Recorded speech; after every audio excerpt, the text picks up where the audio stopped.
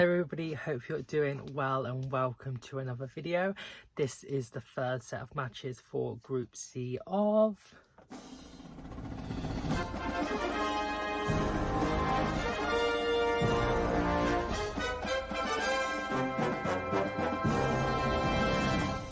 And in this video we're going to be going through the content of the books representing the countries of Germany, Poland, Denmark and Sweden. I will go through each book, sort of what it's about, the good and the bad parts, and then afterwards is the match analysis where I go through all the matches that the books partaked in. And to get us started off, let's go to Germany.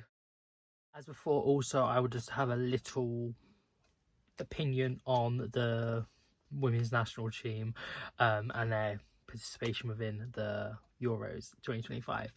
So Germany are a great team. They having a lot of like up and coming young talent as well recently that I've enjoyed watching. They're very technical, they're very strong and physical. And yeah, for the most part, they are a joy to watch.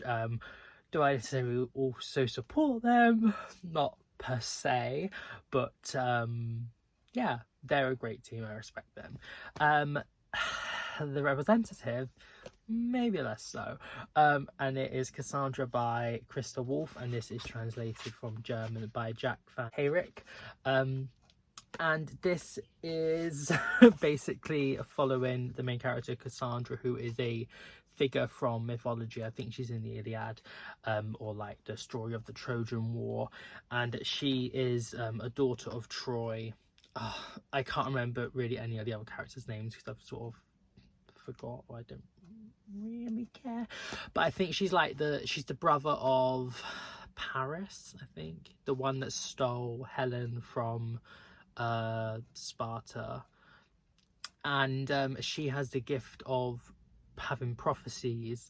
However, the caveat is that no one believes her, and it's basically following her sort of, it's like she's writing from like in the future looking back, and she's on a ship to Mycenae with other Trojan women who I believe have been captured by Agamemnon. And she's basically thinking back to the Trojan War, the before, the drawn and after, and also like parts of her sort of like friendships and relationships, and like her siblings and some of the childhood as well, and things like that, and just like other characters from this period of like the Trojan War basically. And her and sort of other women are at the center of the book, and it's sort of like, I did really like what it says here in the description. From a woman living in an age of heroes, here is the untold personal story overshadowed by the battlefield triumphs of Achilles and Hector. And it is that, yeah, sort of, it's about her own story, and she is front and center. That's basically the plot, is her thinking back to the Trojan War. Positives, one of them is this shift in narrative of the war from the men and the fighting to the women and the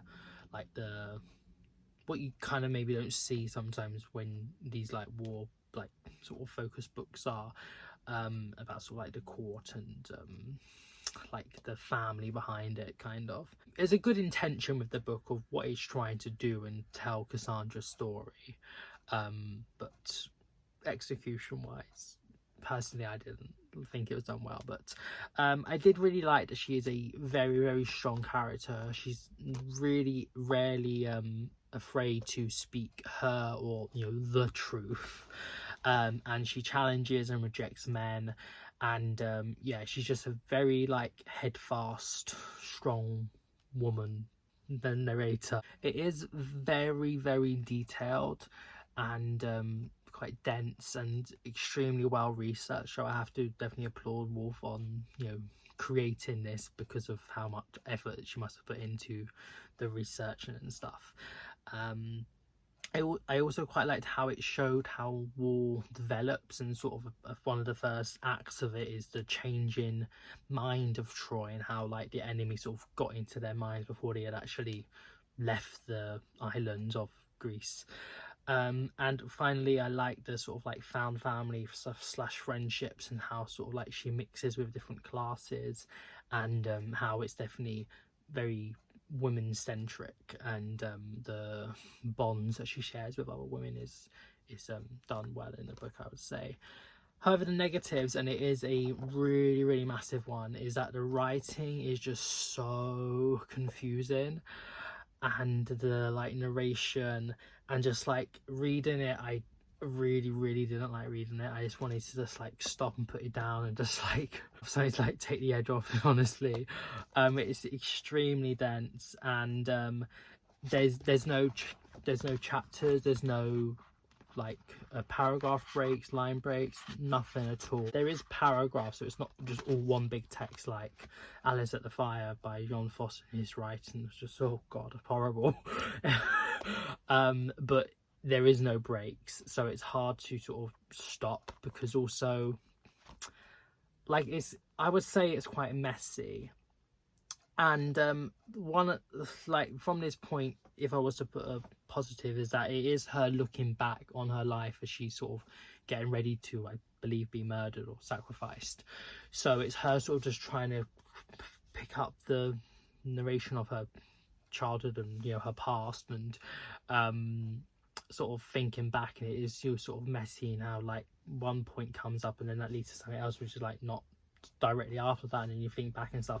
And like the narrative is mostly going forward, but there is also the backtracking up and down nature of it, but it is a very unpleasant reading experience, and like you don't really like know where to stop, and then like if where you stop, if you're gonna have to remember what was just said because it leads straight on, or if it's a completely different section or like point. So I found myself rereading quite a lot, and this definitely took me a lot longer than I'd wanted to get through it. The point is that there's quite a lot of like name dropping of these characters from the myth, and you don't really get much preparation. Obviously, again, it's her thinking back because she knows the people and what they did and the stories and stuff like that. But when you're reading it, you don't like you're not supposed to know that unless you're well versed in the Iliad or whatever, which I've never read. I've read the Song of Achilles. I think it's the only other book that's sort of to do with the same event. But yeah, that is basically my thoughts on the book. I think the negatives definitely overshadowed the positives for me personally. I think it's good intentions, but not well executed.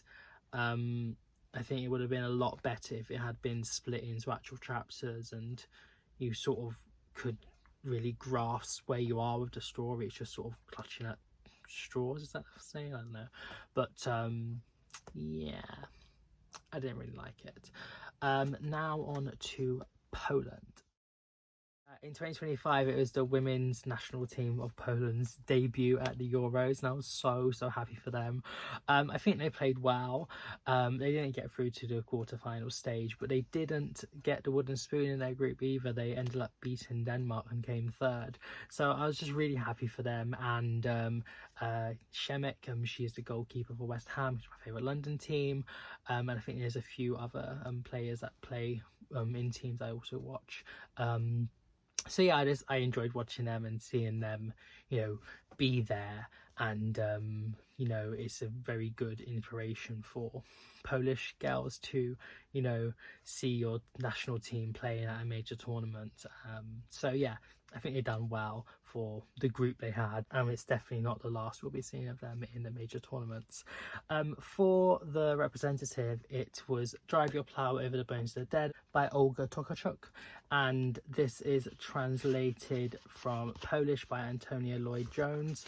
I really hope I pronounced her name right. I've watched a few videos, so hopefully.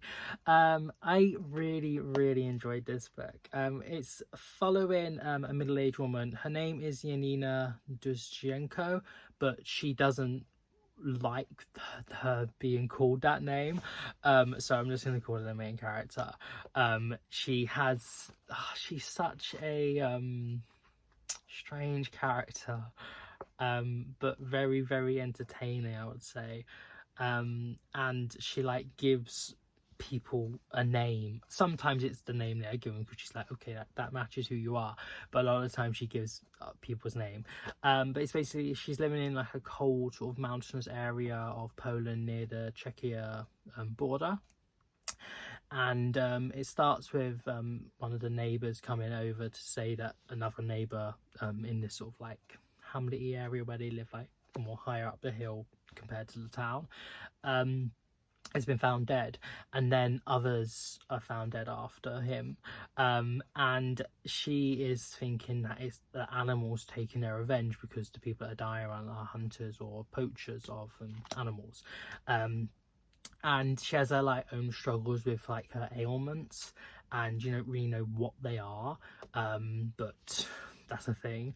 And like her fondness for astrology, and sort of being like a voice for the voiceless animals, and sort of her into relationships with other characters within the book as well. That's what I'm really to say about the plot. I think you definitely need to give it a read, and as things develop, you're like, oh my god, I'm so like enthralled and attached and gripped, and that is one of the main positives. That is a very gripping story, but equally so, it is an interesting character study of the main character and others as well. I did really enjoy her. I think she's so strong-willed and headfast, and doesn't like to back down. And she's sort of a bit like a Karen, like, but like a good one.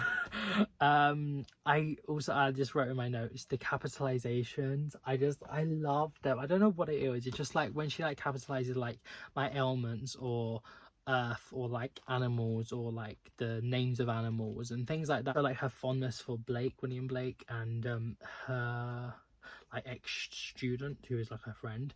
He is translating Blake into Polish, I think, and she sort of helps out with him. And yeah, I really enjoyed her. And wait, what was I talking about? The capitalization, yeah.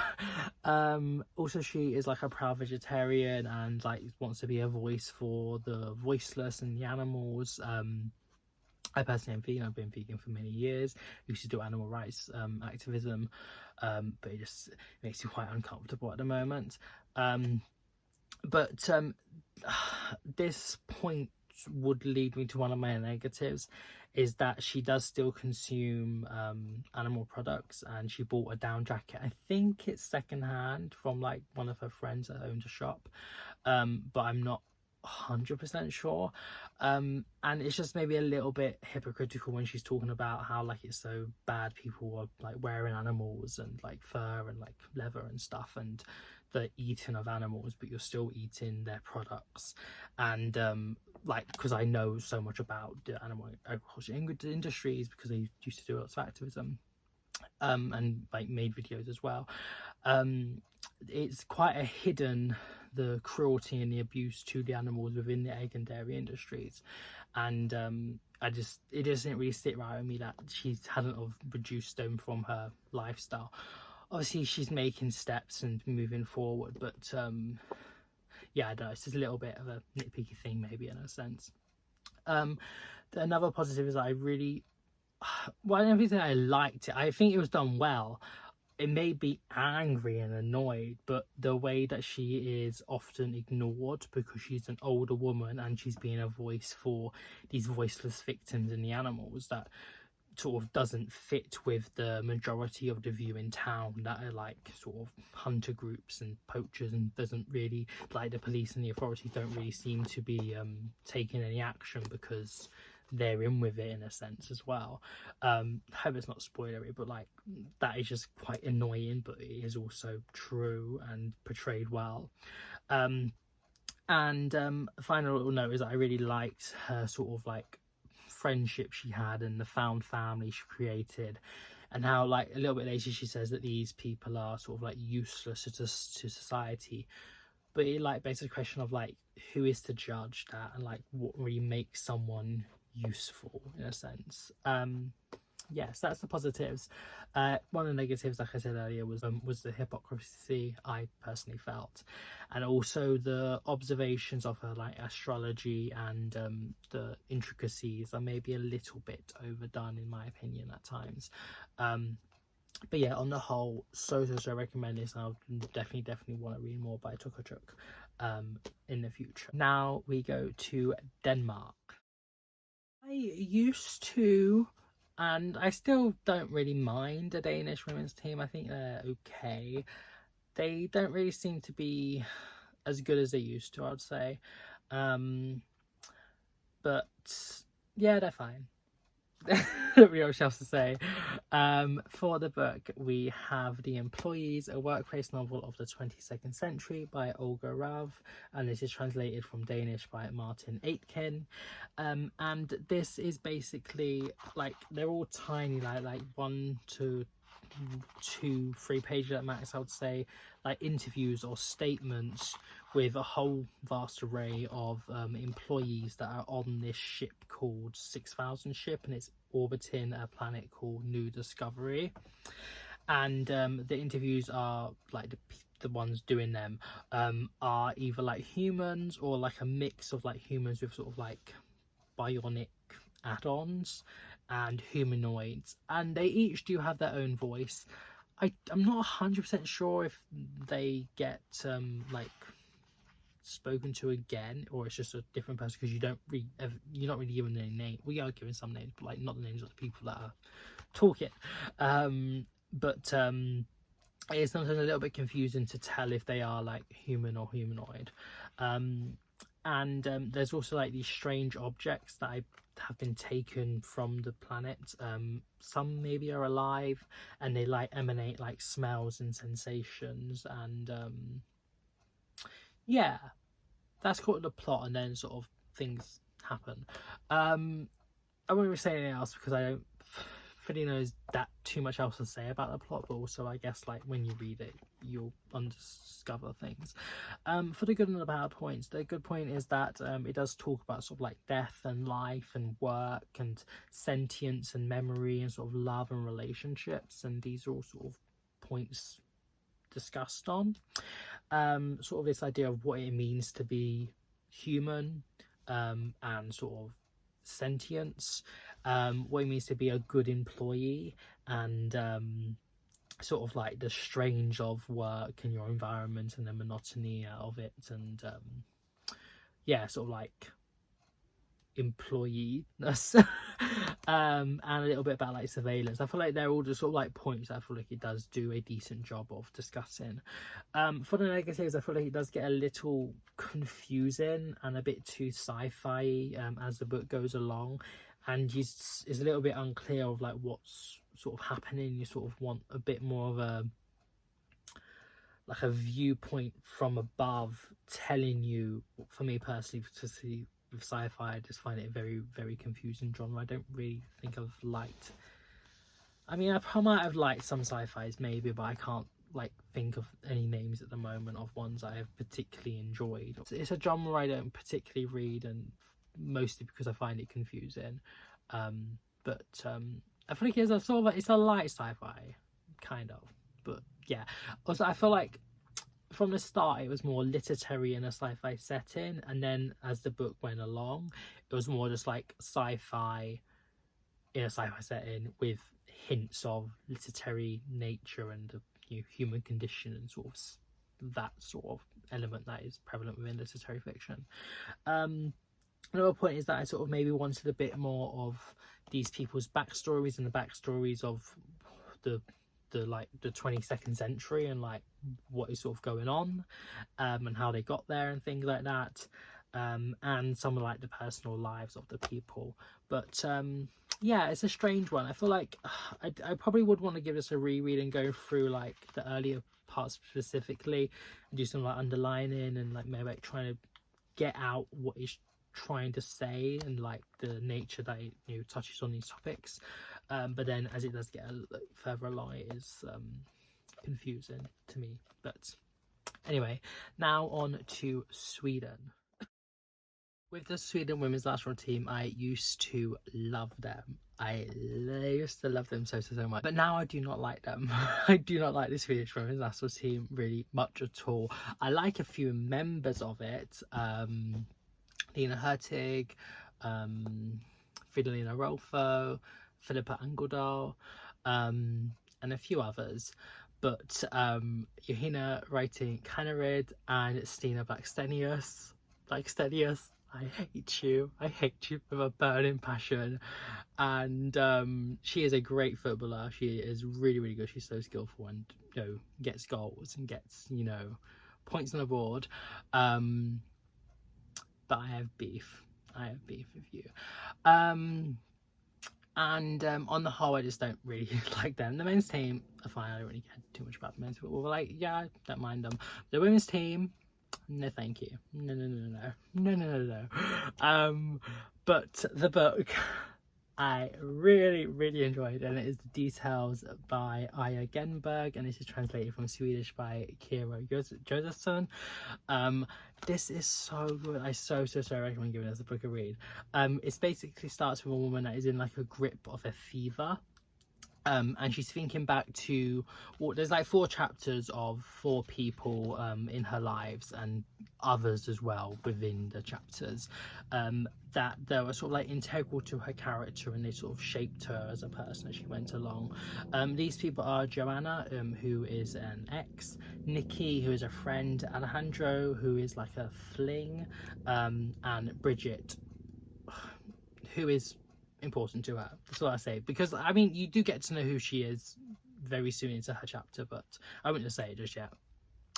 And it talks about like a lot of things, sort of like, I'm not going to go too much in detail, but like relationships and friendships, mental illness specifically, which actually should be in one of the positives, is the like views of it in the 90s, and the sort of lack of help in a way of like how to help people going through mental illness problems, sort of like the Y2K build up and the millennium, trauma of sexual assault as well is another thing in here that I think was handled quite well. So yeah, that is basically the plot, is her thinking back to these people within her life. And the main positive I'll say is that you do learn like about these people, and like who they were, and you know, sort of parts about them, but also a lot about the main character, who I don't think she's named, no. And just sort of like how these people shape your life,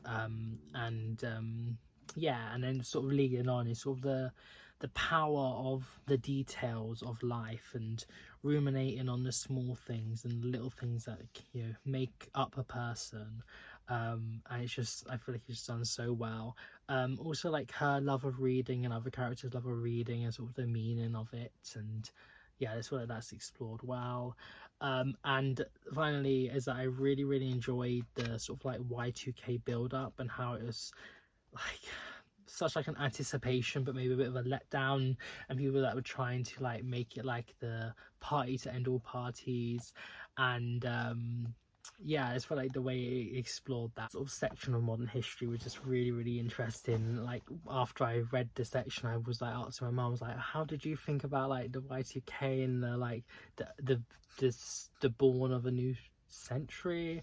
Yeah, I mean, like I was like I was born in 1999 September, so like by that time I was like a screaming like 3-month-old like so she didn't really do much, she was just sort of at home. But it was just sort of like interesting to like think about like what she thought about it, and if it was like such a big thing.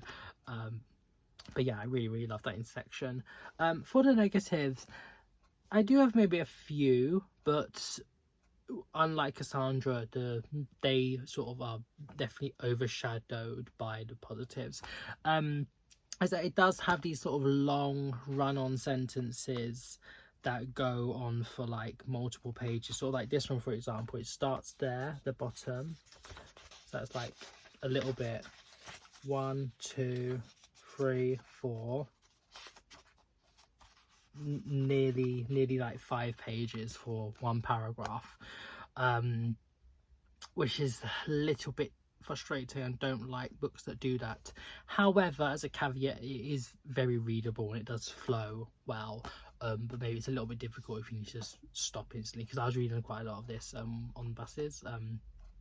So a little bit like, okay, you stop, and then you say, oh, I need to go back and read because I've sort of lost the flow, but it does flow well. The Alejandro chapter, yes, it is about him and he's prevalent, but kind of more so is Sally, who is her friend and like flatmate at the time of that chapter. So I feel like maybe she should have been the focus, but it was still fine. And maybe I did want a little bit more on the, you know, the current day storyline, her going through his fever and sort of just ends a little bit abruptly.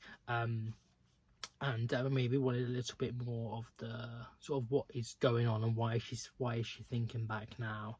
And strange for me to say, I did want it to be longer. I'm a short book lover. I think it's a very hard craft to make a good short book, but this is just like, how many pages is it? 156. Like, I could probably have read like over 200 pages of this, like just only maybe a little bit more from it, but still very, very good. Now with the books done, let's go to the match analysis.